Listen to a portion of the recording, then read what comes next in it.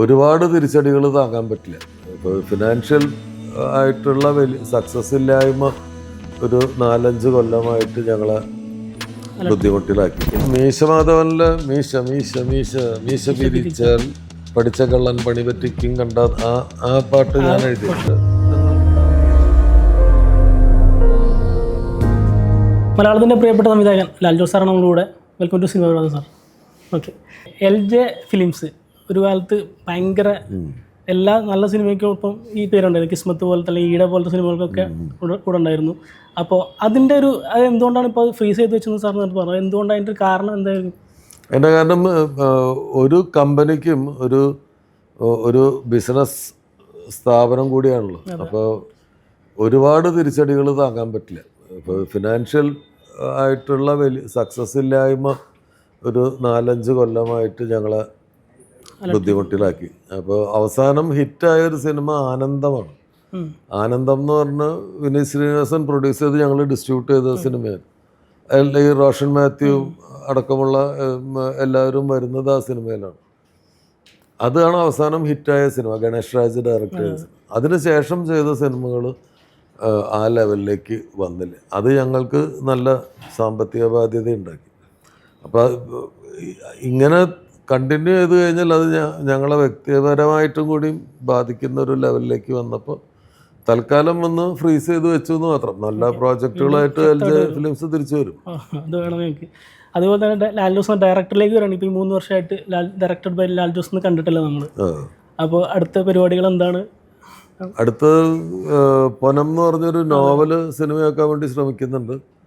പിന്നെ വേറൊരു സ്ക്രിപ്റ്റ് ചെയ്യാൻ വേണ്ടി ശ്രമിച്ചിരുന്ന ഒരു ആക്ടർ അത് സ്ക്രിപ്റ്റൊക്കെ കേട്ട് ഇഷ്ടമായതാണ്. പക്ഷെ അത് ചെയ്യാമെന്ന് പുള്ളി പറഞ്ഞ സമയത്ത് പുള്ളി അത് ചെയ്തില്ല. പുള്ളിക്ക് അപ്പോൾ വേറെ ഏതൊരു പടം വന്നപ്പോൾ പുള്ളി അങ്ങനെ മാറി. ഇപ്പം അത് പഴയതായില്ലേ എന്ന് ചോദിച്ചു എന്നോട്. ഇപ്പം പഴയതായില്ലേ എന്ന് വെച്ചാൽ മൂപ്പര് തന്നെ വരാതിരുന്നോണ്ടാണ് നടക്കാതിരുന്നത്. അപ്പം അങ്ങനെ ആ സിനിമ ഒരു പ്രതിസന്ധിയിൽ നിൽക്കുകയാണ്. മറ്റേ പൊനത്തിൻ്റെ കാര്യങ്ങൾ പുരോഗമിക്കുന്നുണ്ട്. ഷറേ വരട്ടെ. അതുപോലെ സാറിനെ കണ്ടാൽ എനിക്ക് ചോദിക്കണം എന്നുള്ള വിചാരിച്ചൊരു ചോദ്യമായിരുന്നു. മറുപത്തുർഗനവിൽ ഈ പറഞ്ഞ പോലെ കോരസാർ എന്നുള്ള ക്യാരക്ടർ ഉണ്ടല്ലോ, നമ്മൾ അതിൽ കാണിക്കണമെന്നില്ല. അപ്പോൾ ആ ക്യാരക്ടറിനെ ശരിക്കും എന്തെങ്കിലും രൂപം നമുക്ക് സാർ അങ്ങനെ അല്ല ശ്രീനിവാസ് സാർ എഴുതിയ സമയത്ത് എന്തെങ്കിലും രൂപം ഉണ്ടായിരുന്നു? ഇല്ല, അത് പ്രേക്ഷകന് വിട്ടുകൊടുത്തിട്ടുള്ളതാണ്. ഓരോ പ്രേക്ഷകനും അത് ഓരോ ആൾക്കാരാണ്. പിന്നെ പലരും പല സ്ഥലത്ത് ചെല്ലുമ്പോഴും ഇന്ന ആളല്ലേ ഉദ്ദേശിച്ചിരുന്നത്, ഇന്ന ആളല്ലേ ഉദ്ദേശിച്ചിരുന്നതെന്ന് ചോദിക്കാറുണ്ട്. അത് തന്നെയാണ് നമ്മൾ ഉദ്ദേശിച്ചത്. ഇത്ര വർഷങ്ങൾ കഴിഞ്ഞിട്ട് ഇപ്പോൾ അങ്ങനെ ഒരു രൂപം വിചാരിച്ചു കഴിഞ്ഞാൽ ഇല്ല, അങ്ങനെ ഒരാൾ യഥാർത്ഥത്തിൽ ഇല്ലല്ലോ. എന്നാലും ഇൻഡസ്ട്രിയിൽ ഉണ്ടായിരുന്ന ഒരാളായിട്ട് ആ കാലഘട്ടത്തിലുണ്ട്. ഇല്ല, കാണിക്കാത്ത ഒരാളെ കുറിച്ച് നമ്മൾ എന്തിനാ ഒരു ഫോട്ടോ പോലും കാണിക്കുന്നില്ല. അപ്പോൾ അതുപോലെ തന്നെ ഇപ്പോൾ സാറ് ഡയറക്ടറാണ്, പ്രൊഡ്യൂസറാണ്, ആക്ടറാണ്. അതിനൊപ്പം ഒരു ഗാനരചയിതാവണം കൊണ്ടെന്ന് പറഞ്ഞു കഴിഞ്ഞാൽ അത് തള്ളിക്കളയാൻ പറ്റും? അതിനെ ഗാനരചന എന്നൊന്നും പറയാൻ പറ്റില്ല. അത് ചെറിയ ബിറ്റ് സോങ്സ് ചില റീറെക്കോർഡിങ് സമയത്ത് ചില സ്ഥലം ഫില്ല് ചെയ്യാൻ വേണ്ടിയിട്ട് ചിലപ്പോൾ 2 വരി വേണമെന്ന് പറയുമ്പോൾ അങ്ങനെ എഴുതിയിട്ടുള്ളതാണ്. പക്ഷേ ഒരുപാട് പേർക്ക് അത് അറിയത്തില്ലായിരുന്നു. അല്ല, അതാർക്കും അറിയില്ലായിരുന്നു. അതൊക്കെയൊന്ന് പറയുമോ? അത് മീശമാധവനിലെ മീശ മീശ മീശ മീശ പിരിച്ചാൽ പഠിച്ച കള്ളൻ പണി പറ്റിക്കും കണ്ട ആ പാട്ട് ഞാൻ എഴുതി. അത് മാത്രമേ എഴുതിയുള്ളൂ? അത് എഴുതിയിട്ടുണ്ട്. പിന്നെ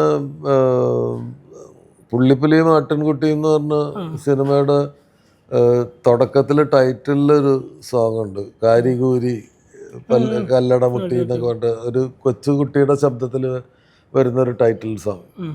അത് ഞാൻ എഴുതിയതാണ്. പിന്നെ അതിൽ തന്നെ ഒരു ഇൻട്രോവലിന് മുമ്പുള്ളൊരു സമയത്ത് ഒരു ഹൗസ് ബോട്ട് വരുന്ന സമയത്ത് ആ കുട്ടനാടിനെ കുറിച്ച് ഒരു 4 വരി ഒരു പാട്ടുണ്ട്, അത് ഞാൻ എഴുതിയതാണ്. ശരി.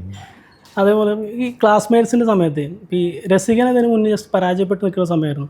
അപ്പോൾ അതിനുശേഷം ഈ ക്യാമറമാൻ രാജീവ് രവി സാറിനെ അതിൽ അടുത്ത സിനിമയിൽ വെച്ച് കഴിഞ്ഞാൽ അത് പരാജയപ്പെടുന്നൊരു ടോക്ക് ഉണ്ടായിരുന്നു ഇൻഡസ്ട്രിയിൽ. അങ്ങനെ പറയുന്നത് കേട്ടിട്ടുണ്ട് ഞാൻ. അപ്പോൾ അല്ല രാജീവ് രവി തന്നെ വേണം എനിക്ക് അടുത്ത പടത്തിൽ എന്ന് പറഞ്ഞിട്ട് സാറാണ് ക്ലാസ്മേറ്റ്സ് എടുക്കുന്നതെന്ന് പറഞ്ഞു. അപ്പോൾ അതിൻ്റെ സത്യാവസ്ഥ എന്താ ശരിക്കും പറഞ്ഞാൽ? അല്ല, അങ്ങനെയൊന്നുമില്ല. സിനിമയിൽ എല്ലാ കാലത്തും ചില ബിലീഫ് സിസ്റ്റങ്ങളുണ്ട്. അത് രസികൻ പരാജയപ്പെട്ടത് കൊണ്ടല്ല. രാജീവ് ആ സമയത്ത് വർക്ക് ചെയ്ത സിനിമകൾ, മലയാളത്തിൽ വർക്ക് ചെയ്ത സിനിമകൾ അങ്ങനെ വലിയ വിജയങ്ങളൊന്നും ആയില്ല. അപ്പോൾ നാച്ചുറലി ക്ലാസ്മേറ്റ്സിന് അങ്ങനെ ഒരു പ്രശ്നം ഉണ്ടായിട്ടില്ല. ക്ലാസ്മേറ്റ്സിന് ഞാൻ രാജീവിനെ തിരിച്ച് വിളിച്ചു. രാജീവ് കഥ കേട്ടു, ഇഷ്ടപ്പെട്ടു. അങ്ങനെ അതിൽ ആരും എന്നോട് രാജീവിനെ വെക്കരുതെന്നൊന്നും പറഞ്ഞിട്ടില്ല. പക്ഷെ സാധാരണഗതിയിൽ ആ കാലത്ത് അങ്ങനെ തുടർച്ചയായിട്ട് സക്സസ് ഇല്ലെങ്കിൽ അയാളെ പിന്നെ ആളുകൾ ഒഴിവാക്കും. പക്ഷെ ഇതൊരു ഭയങ്കര റിസ്കി ആയിട്ടുള്ളൊരു ഫീൽഡല്ല, ഒരുപാട് പണം ഇൻവോൾവ് ചെയ്യുന്ന സ്ഥലമാണല്ലോ. അപ്പം അൺവാണ്ടഡ് റിസ്കുകൾ എന്ന് തോന്നുന്ന കാര്യങ്ങൾ ആരും എടുക്കില്ല. ഞാൻ പക്ഷെ അത്തരം കാര്യങ്ങളിൽ വിശ്വസിക്കാത്ത ഒരാളാണ്. എൻ്റെ രസികനെ ഓടാതിരുന്നതിന് അതിൻ്റെതായ കാരണങ്ങളുണ്ടായിരുന്നു. അതിപ്പോൾ രാജീവ് ക്യാമറ ചെയ്തുകൊണ്ടൊന്നും അല്ല. അപ്പം രാജീവിന് അറിയുന്ന ഒരു സമ്പന്നമായിട്ടുള്ളൊരു ക്യാമ്പസ് ലൈഫ് ഉണ്ടായിരുന്ന ആണ് രാജീവ്. ഒരുപാട് ഹെൽപ്പ് ചെയ്തിട്ടുണ്ട്.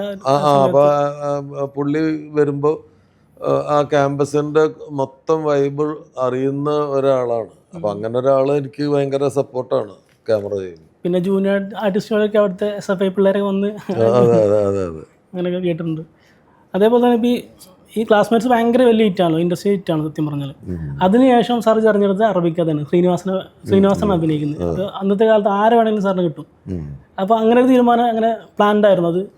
അല്ല, ആരെ വേണമെങ്കിലും കിട്ടും എന്നുള്ളത് കൊണ്ട് ഞാൻ ആ കിട്ടുന്ന ആളുകളെ വെച്ചിട്ട് സിനിമ ചെയ്തിട്ടില്ല.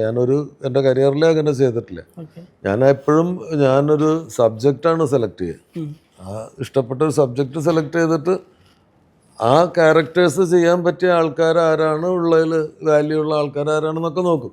അവരെ കിട്ടിയില്ലെങ്കിലാണ് പിന്നെ വേറെ ആളുകളിലേക്ക് പോവുക. ഞാൻ മമ്മൂക്ക ആദ്യത്തെ സിനിമയിൽ കഴിഞ്ഞിട്ട് അന്ന് അത്ര വലിയ സ്റ്റാറൊന്നും അല്ലാതിരുന്ന ദിലീപാണ് പിന്നത്തെ നായകൻ. അത് കഴിഞ്ഞ് ചെയ്ത് രണ്ടാം ഭാവം സുരേഷ് ഗോപി. ആ സമയത്ത് അദ്ദേഹത്തിൻ്റെ ഒരു മാർക്കറ്റ് വാല്യൂ ഒക്കെ ഇങ്ങനെ കുറഞ്ഞു നിൽക്കുന്ന, കുറച്ച് സിനിമകളൊക്കെ ഫെയിലിയറായി നിൽക്കുന്ന സമയത്ത് സുരേഷ് ഗോപി ആയിരുന്നു നായകൻ. അത് കഴിഞ്ഞ് മീശമാധവൻ, ദിലീപ് ആ സിനിമയിൽ നിന്നാണ് സ്റ്റാർ എന്ന് വിളിക്കപ്പെട്ടത്. അപ്പം ഞാൻ മമ്മൂക്കയും സുരേഷ് ഏട്ടനും, അത് കഴിഞ്ഞ് പട്ടാളത്തിൽ വീണ്ടും മമ്മൂക്ക, അത് കഴിഞ്ഞിട്ട് പിന്നെ രസികൻ കഴിഞ്ഞ് ചാന്തുവട്ട്, അത് കഴിഞ്ഞിട്ട് പിന്നെ എൻ്റെ നായകന്മാരെന്ന് പറയുന്നത് സലീം കുമാറാണ്. അച്ഛനുറങ്ങാത്ത വീട് സലീം കുമാർ, അറബിക്കഥയിൽ ശ്രീനേട്ടൻ, നീനയിൽ വിജയ് ബാബു. അപ്പം ഞാൻ അങ്ങനെ താരങ്ങളെ മാത്രം ഫോക്കസ് ചെയ്തിട്ട് ഞാൻ സിനിമ പ്ലാൻ ചെയ്തിട്ടില്ല. എൻ്റെ കയ്യിൽ വരുന്ന കഥയ്ക്ക് പറ്റിയ ആൾക്കാർ. ഇപ്പോൾ ക്ലാസ്മേറ്റ്സ് ചെയ്യണ സമയത്ത് പൃഥ്വിരാജും ജയസൂര്യയും ഇന്ദ്രജിത്തും ഒന്നും വലിയ സ്റ്റാർസ് ഒന്നല്ല. അവർ അറിയപ്പെടുന്ന ആൾക്കാരാണ് എന്ന് മാത്രമേ ഉള്ളൂ. അപ്പം ഞാൻ എപ്പോഴും കാസ്റ്റിംഗ് ആ ക്യാരക്ടേഴ്സിന് പറ്റുന്ന ആളുകളെ കാസ്റ്റ് ചെയ്യാന്നുള്ള ഇതാണ്. ഈ മീശമാധവൻ്റെ കഥ, അതുപോലെ ഈ നിലമ്പൂരത്തെ ഒരു കള്ളൻ്റെ കഥയെന്ന് കിട്ടിയതെന്ന് പറഞ്ഞു. അതെ, അത് സത്യം. അത് നിലമ്പൂർ ഒരു ജയേഷ് എന്ന് പറഞ്ഞിട്ട് ഒരാളെ ഞങ്ങൾ ഈ മീശമാധവന് ആ പ്രോജക്റ്റിന് കഥയൊന്നും ശരിയാവാതെ ഇങ്ങനെ ഒരു യാത്ര പോയതാണ്, ഞാൻ എൻ്റെ റൈറ്ററും കൂടിയിട്ട്. അപ്പോൾ രാത്രിയായപ്പോൾ നിലമ്പൂർ എത്തിയപ്പോൾ അവിടുത്തെ ഗസ്റ്റ് ഹൗസിലാണ് താമസിച്ചത്. അപ്പോൾ അവിടെ അന്ന് രാത്രി കാണാൻ വന്ന എൻ്റെ ഒരു ഫ്രണ്ടും അവിടുത്തെ വിനോദ് എന്ന് പറഞ്ഞിട്ട് നിലമ്പൂരുള്ള ഒരു ഫ്രണ്ടുണ്ട്. അയാളുടെ ഫ്രണ്ടാണ് ഈ ജയേഷ്. അപ്പോൾ ആ രാത്രി ചർച്ചയിൽ ജയേഷ് പറഞ്ഞ ഒരു നിലമ്പൂരത്തെ ഒരു കള്ളൻ്റെ കഥയുണ്ടായിരുന്നു. അതാണ് നമ്മൾ ഇൻസ്പയർ ചെയ്തത്. ആ കഥയെല്ലാം നമ്മൾ ചെയ്തു. പക്ഷേ ഈ മീശമാധവനിലെ ചില സീനുകൾ അയാളുടെ ലൈഫിലെയാണ്. ഈ ചേട്ടനെയും സഹോദരങ്ങളെയൊക്കെ പഠിപ്പിച്ചത് മാധവനാണെന്ന് പറയുന്ന ആ സീനൊക്കെ അയാളുടെ ലൈഫിൽ നിന്ന് നമ്മൾ കോപ്പി ചെയ്തതാണ്.